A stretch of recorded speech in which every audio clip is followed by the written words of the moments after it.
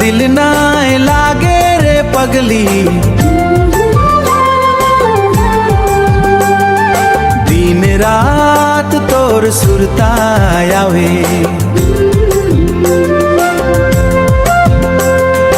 आए जा मोर संगे चलना सजनी, मोर दिल तो के ही बुलावे।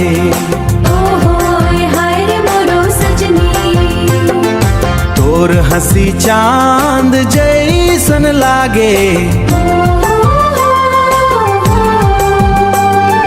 तोर नैना जादू चलावे।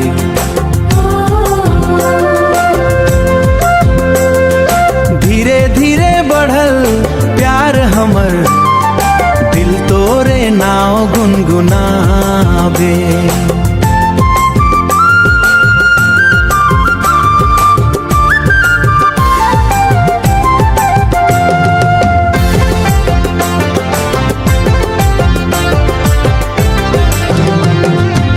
तोर बिना दिल ना लागे रे पगली,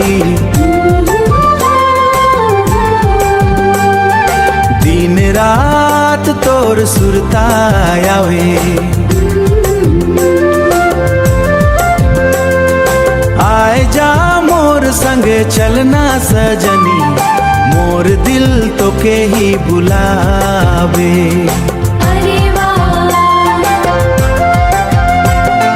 हाथे हाथ धर के चलबो,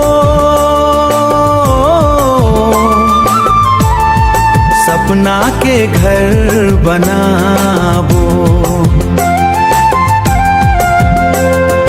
जन्म जन्म तक साथ निभाबो, तोरे संग खुशी मनाबो। हमर दिल